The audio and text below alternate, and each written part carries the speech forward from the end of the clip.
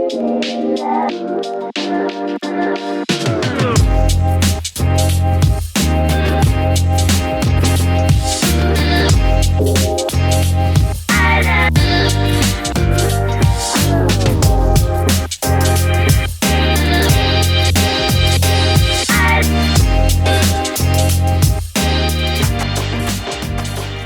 to All Good Points, episode 3. I am Paul North. I'm George McBride. Big news, George, that literally happened mere hours before I was recording. The UN has approved the WHO recommendation to reschedule cannabis. The vote, which was delayed since 2019, has decided whether the UN will acknowledge the medicinal value of cannabis. It's pretty big. It's big news. A lot of people are excited. It is big news, and people are rightly excited. That's to be tempered with the fact that there was a whole raft of other cannabis stuff that got rejected, including some CBD stuff that some people were very, they were very excited about. But everyone kind of thought that that wasn't going to pass anyway. So getting through the one main one is fantastic. It's still, leaves cannabis in quite a restrictive schedule anyway. It's not just, right, party time, medical cannabis is legal everywhere. I think we've spoken about this a lot before, and the UN doesn't seem to want to be taking any kind of a stance, really, on medical cannabis apart from its existing one. They're just slowly waking up to the reality of the fact that most of the Western world now has some sort of medical cannabis schemes. And it's just, in my view, very slow following of national action, and it looks quite clear that the UN aren't going to be like a driving force in reform. No. But they have finally done something positive for medical cannabis. Symbolic. Yeah. It feels like a symbolic gesture and a sign, I guess, a sign of the times. People, particularly in the advocacy space, always want everything really quickly and now, don't they? There's always like, they should go further, it's still not enough, there's still restrictions, which, I get that. And people should always push for more, shouldn't they? We shouldn't be like, okay, cool, that's it. We should always push for more and always have high expectations, particularly in drug policy where the damage is high. There's a lot to lose from them not being right. But I mean, ultimately this has happened because people have been ignoring the convention anyway. Is that fair to say? I think it is. I think people were pushing this before the convention was being ignored, but I've always been a big proponent of pushing as local, as grassroots reform as possible, and then just waiting for the large supranational organisations to wake up to the reality, which I think is what's going on. And the UN's not going to stop being very involved in the global supply chain of medical cannabis. That's going to continue. They're going to be very, they're going to slow things down and be difficult still.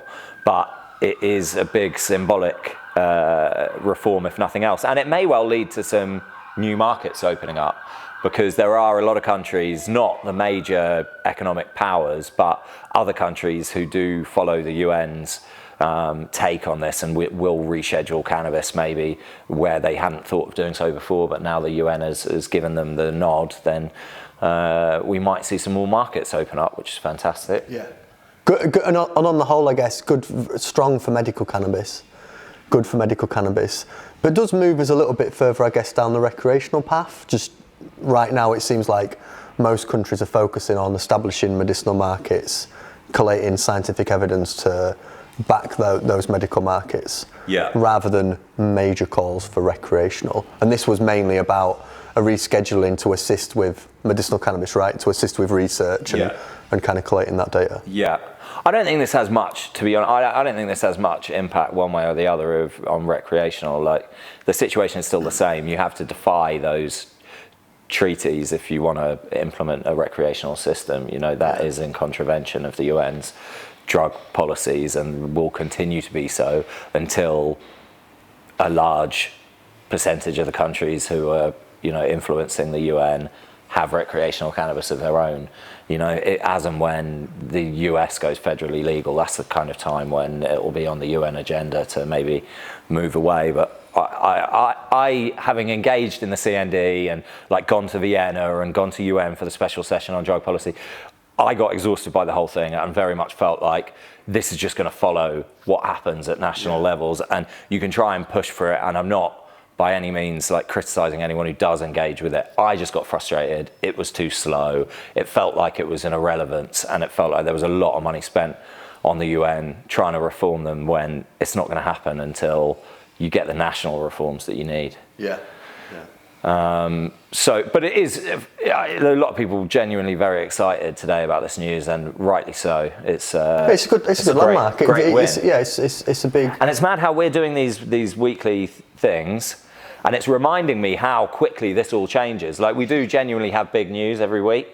And there's not many areas every week. Yeah, every week has been like, that's a big thing. No, especially this year. Loads of industries have just been another week of bugger all happening, and another week of bugger all happening. And in December, like, nothing ever happens in December. No. Oh, well, back end of the year. But there's loads going on in reform. There is loads. Yeah, I was saying this to the team the other day, the Vote Fast team, that, like, what an exciting time to be engaged, particularly in the cannabis debate. Yeah. It's picking up a great deal of pace, great deal of momentum. Yeah. I guess, it's sidetrack a bit, and this is almost like podcast material going deep into it, but I think I had a really interesting call with some people last week where they were kind of challenging me and talking about medicinal and recreational, and kind of saying to me, I don't need to go into details either way or anything, but they were kind of saying, we really need to advocate stronger for recreational, and that medicinal and a lot of this stuff is kind of dominating everything, and we're losing those calls for adult use. And I guess we're seeing that. This is a big win for medicinal cannabis, but I kind of think it's an interesting question to pose to you and maybe to people that are listening, to reflect on: are we doing enough when it comes to adult use recreational? And is there a risk of us getting lost in medicinal and focusing so heavily on that nothing else happens? I think there is, and I think there's the potential that you just trying to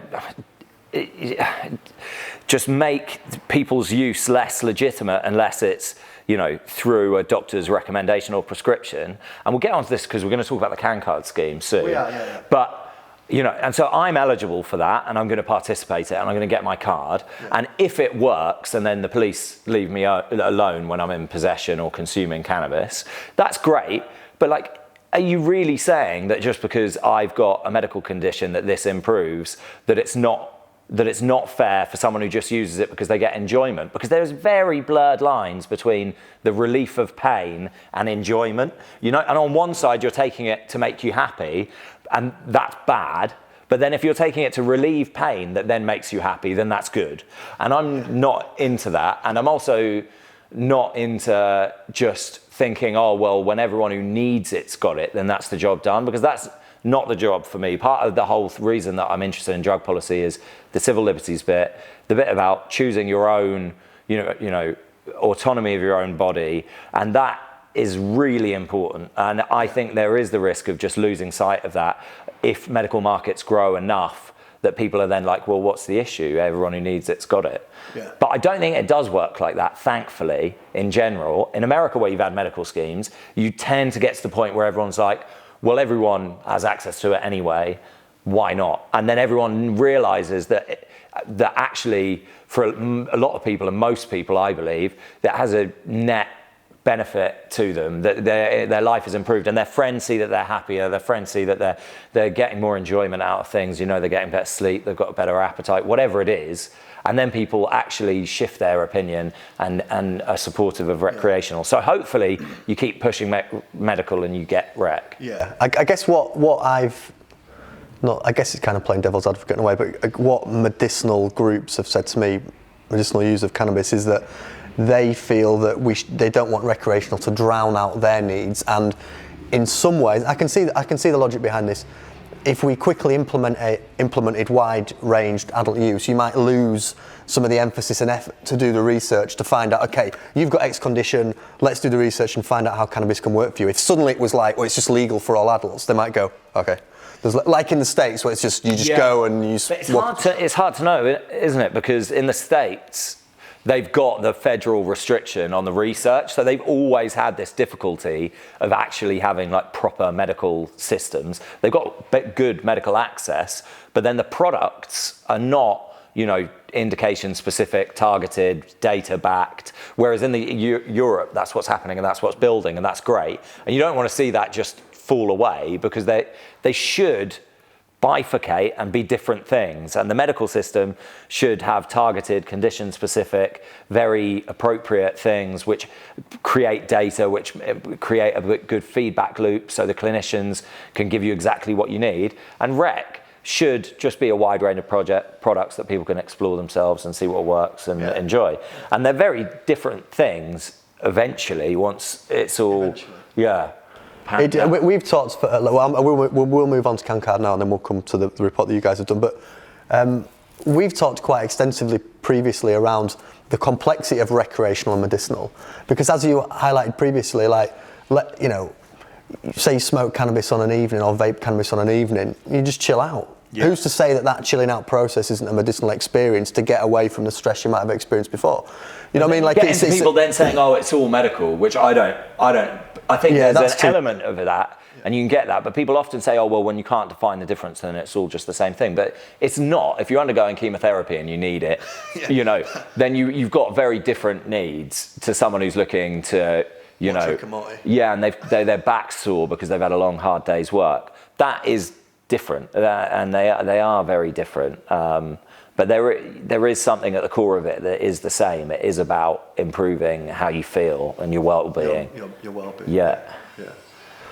And I guess we'll bridge onto it that does bring us to Cancard. Cancard launched on Monday. Go Cancard. So we talked about it previously, but if people don't know, it's a scheme that's launched in the UK. Over 1 million people eligible for the card, and it's basically gives you a card you can use in any interaction with the police, or I guess anybody who questions you as to why you might be in possession of cannabis or why you might be talking about using cannabis. And once you join the scheme, you kind of have to prove an evidence that cannabis would help you for a particular medical condition. The card is then issued. It's even got a little chip on the card that the police will be able to use to scan and check that you're a registered member of Cancard. Yeah. Which is pretty cool tech to kind of like give it that extra. It's pretty cool, but I can see there's a lot of people who would also be like, what the fuck? But, because stressed out by I've gone through the beginning of the Cancard project, and you've got to give them a scan of your passport. Yeah, you've got to give them a letter with your medical record on it from your GP, and then you're talking about doctors scanning it. And a lot of people in the cannabis world who grow and distribute cannabis are obviously quite paranoid about law enforcement, and I can see why there's some reluctance among some people. A lot of people saying, "Oh, I'd love a fake one," or "I'd love one when it allows you to actually buy cannabis, but I don't want this one that."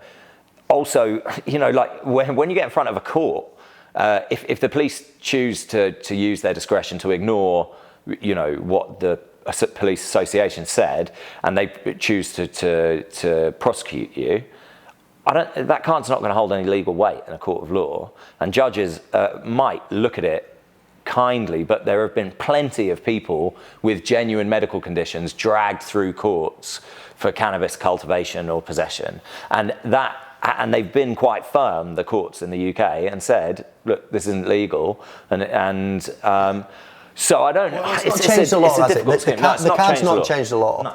It's still cannabis is a Class B drug. It's illegal to be in possession of that drug. Growing it, obviously, charges will amplify based upon the amount and the suspicions as to what you're growing it for.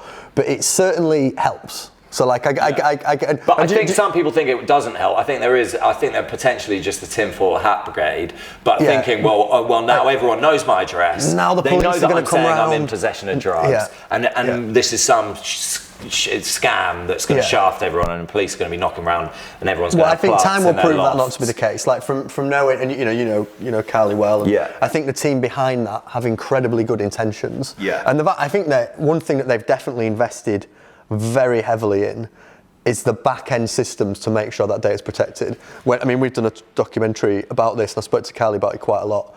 And they've put a lot of money into making sure that, okay, we're collating this data. How do we make sure that it's absolutely secure? And how do we protect patients through that process? So like that, and you can go on the Cancard website to find out more. And I'm sure if you query the team, they'll demonstrate some of that. But it was definitely a major part of that program was how do we protect people? Yeah, and it's really important because a lot of these people are going to be growing it themselves who want to get these cards. And if you've got a loft full of plants and you've just given, you've just told someone that you're potentially growing, it's a big leap of faith for the participants in the scheme to take.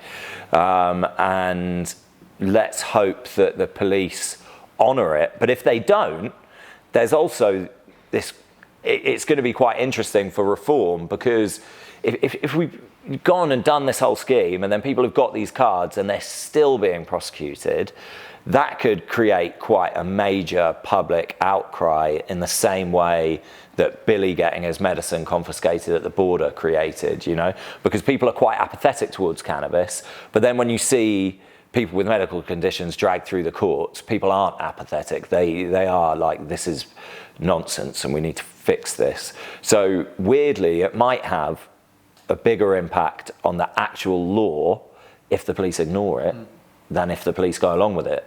And from a reform perspective, again, this is something we've touched on previously, but what is incredibly powerful in the way in which we digest news and operate as a society, without going too deep at the moment, are stories. Really meta. We're going to go really, yeah. So meta. But we love stories. We've loved stories forever, haven't we, since the beginning of time, sitting around fires. But evident, like me and you could write a report to complement the hundreds of others that exist, saying medicinal cannabis is really important. Here's the evidence to show that medicinal cannabis reduces the harm amongst society, blah, blah, blah, blah. Yeah. No one cares. No one cares. People are like, oh great, you've done a report, well done, I'm busy. But if you show them if you show them a story, someone who's sick got punished for doing something that wasn't hurting anybody? Yeah. That's atrocious, but they need in some ways you need that story, don't you? So, I mean, we should never wish for any criminalisation of anyone. We should never. We should never be like, oh, let's hope that someone gets arrested. That goes completely against what me and you stand for and care about. But you're right that in some ways, the way in which you change the law is just by showing people the absurdity of it. It's going like, well, here you go. This is ridiculous. And I think there's some really amazing opportunities here if the police do respect it as well. Because if they don't respect it, there's a furore and then there's potential for more reform. But if they do respect it, then you start thinking, well, if I was a patient growing in my house, you can do a vlog, a video blog of you growing it. You start people being much more open about their consumption, their cultivation, their possession of it. Start getting people, talking, smoking a spliff on the street with their co-workers, can show their card, say, look, this is fine, I've got whatever condition and I need this, and a much more open dialogue. So there's some amazing stuff that can happen 100%. For reform, whatever that happens in terms of the card. And I do think Carly's done the hard work, and it does look like the police are going to respect this. But it's hard to really believe that when we've seen the Met Police ratchet up enforcement, like we were saying. Yeah, and in Liverpool, the cannabis dismantling squad. So these police are out there hunting for people, and then meanwhile, you've got other police out there openly asking you to come out and show yourselves so that they don't arrest you. It's all a bit mad, really, in the UK. It just shows how defragmented the police can be, and that kind of lottery element that exists. You've been busy as well. You've released reports Suceeding in European Cannabis in collaboration with Brightfield. Yeah, very excited about this. So I think a lot of people who are observing the cannabis industry have seen that there have been some quite ludicrous market sizing, forecasting, very patchy data. So you get people saying it's going to be a whatever size industry, $1 trillion here, and it's huge here, and there are X patients in Y country, and it's all been a bit mad. And we've kind of stayed out of that discussion until now. And then we've collaborated with Brightfield, a Chicago-based market research firm who do some really good work in the US. And we've helped inform how they, monitor and assess European markets, built a market sizing model with them, and now it's out there for people to read and use it to inform their business decisions. And there are a couple of news stories that got picked up from it. I think one is the potential that more Canadians are going to move away from Europe. Yeah, I saw that. What's your take on that? Well, there was overinvestment in the early days, driven by investors with false hopes about how quickly these markets were going to materialize. We've already seen them draw back quite a lot. I think for certain operators, they are going to look at this and say, this is a lot of very small, very complicated markets, with the exception of Germany, and maybe this doesn't merit us getting involved. But I think that is an opportunity for Europeans, because if you're in the actual country and it's not all, and you don't have to go and learn the whole system, you know it, you've got an advantage.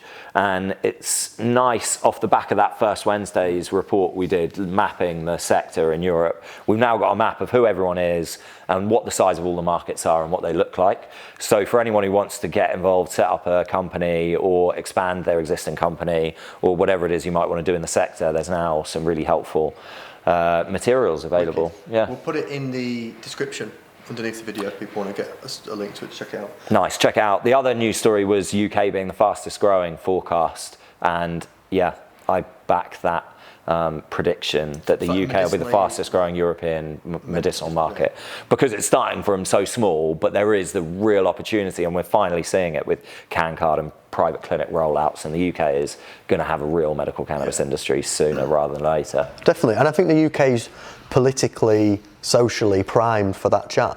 I think the government are interested in UK-based businesses leading the way. They're interested in innovation. Medical cannabis has loads of innovations. It's a really exciting, interesting, undiscovered territory. Scientifically, and it's a government that's interested in that sort of thing. Yeah, for sure. Hopefully we'll see lots more operations licensed in 2021. Yeah, hope so. Yeah.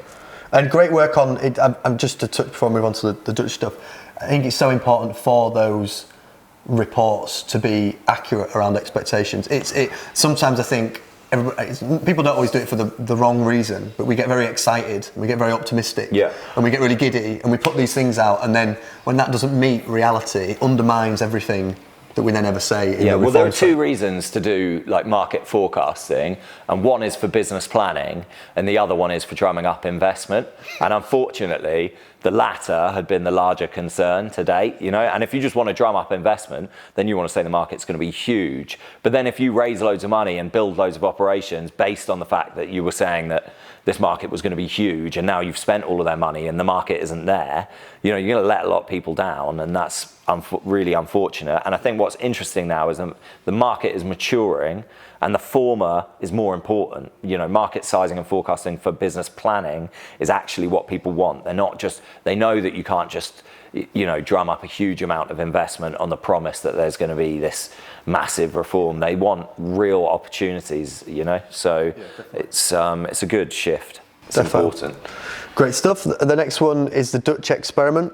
The pilot program is involving 10 cannabis cultivators, which will supply 80 coffee shops in Amsterdam. So the tenders are announced this week, I believe. They're going to tell us. Oh, tomorrow? Cool. Tomorrow. Pretty big?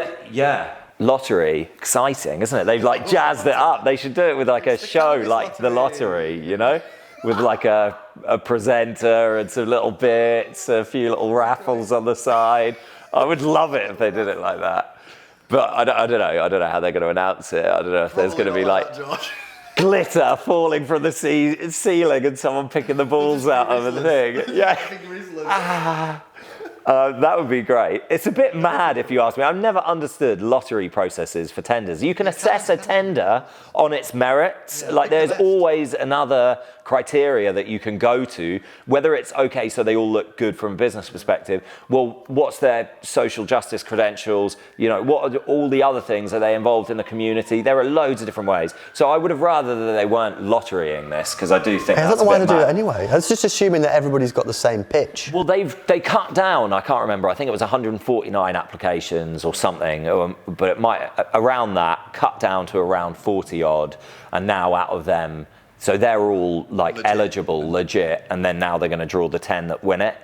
Exciting. There's some really interesting people who've put themselves forward for this. We were involved in one tender application. I've got some business associates involved in others, and this could be the beginning of truly legal European recreational cannabis, which the first one, the first European recreational cannabis. It could also be a complete shit show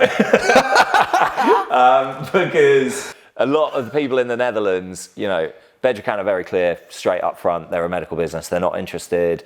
Lots of other business. Is that true, though, or do they just say that? I think it's true. I think, but with Bedrocan and GW, they've been at this forever. They're very clearly medical businesses. I don't think either of those businesses would pivot, or not in the foreseeable future for certain.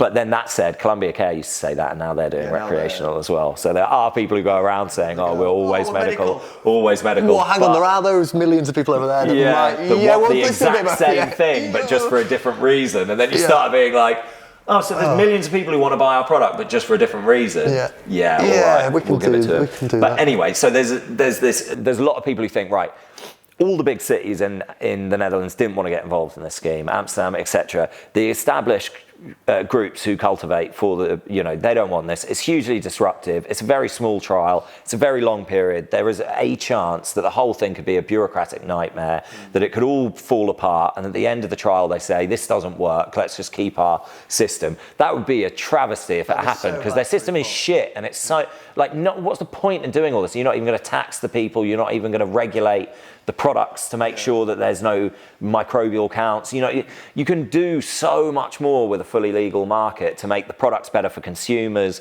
to put more money in people's pockets. Everything is better. So fingers crossed it all works. And it makes other businesses fully legal. It will make the coffee shops fully legal, not just these businesses. So then you're going to start getting funds and other people who couldn't invest when it was illegal saying, oh, wait a second, this is interesting. So money should flow into the Netherlands. It would be really nice. And if it all works, it's basically it's just an opportunity to print money, really, because they are being given a route to market through the coffee shops who've signed up. We know that these coffee shops are existing businesses with customers. It's all there. So there is a big opportunity for some people to make a lot of legal money out of cannabis, which is always what makes me really happy. Seeing people make lots of money, selling people cannabis. That's what I'm into. It would be nice for it to go well in the Netherlands, just because it's it's like a bit of a spiritual home of cannabis. Loads of the seed companies are there. They've got such a history with the drug and knowledge of the drug. I think it's been quite cool about them being the first group to go, okay, recreational, let's make it work. Which is weird, because obviously they've got some of the lowest use rates in the world. Yeah, it's not crazy, is it? Like among Dutch people, it's not a hugely popular pastime. Not to say that there aren't plenty of Dutch people who consume cannabis, but considerably less than there are in the UK or Canada or US. Good luck. Good luck, Dutch everyone, friends. Tomorrow. Hope some of Have a lot of seed companies gone in? Have a lot of seed companies? Don't know. I don't think they've publicly disclosed all the applicants. All right, they'll just know who wins. Good luck, everyone. And then our last piece is Green Wednesday happened in the US last week, which is a bit like Black Friday, but cannabis. A 350% rise in sales in one day. I find that interesting because that's a kind of a sign of the times. That commercialisation, normalisation of cannabis. Yeah, people are out buying people cannabis for Christmas. I quite like that. Totally legally, and they'll be opening it in front of their, friends and relatives and being like, yes! Yeah. Some brownies. Yeah, Skittles, woo! And then they'll be having a nice time on Christmas, eating loads of food, really stoned, which I think. And the world doesn't collapse. Yeah. It keeps on spinning, everything's fine. Yeah, I'm happy about this Green Wednesday thing. It's nice. The US industry's done really well this year, getting deemed essential all over the place. A huge increase in sales from dispensaries while people are just sat around with nothing to do all year. And now loads of people buying people cannabis for Christmas. I think it's great. Yeah. Merry Christmas to the Green Wednesday crowd. I wish we had it in the UK. Enjoy. One day. I bet you some of them do post to the UK if you went out looking. Yeah. Or they'll get their family to buy it and do a cheeky post. Yeah. Anyway, don't do that. It's illegal. I think that's us for this week. That's all our news. Another big week. Another big week. Lots of good news. Massive week. Medical cannabis cards in the UK and the UN endorsing medical cannabis. Who would have thought it a few years ago? Who would have thought it? Crazy times. Hopefully we'll see more next week. Thanks for tuning in.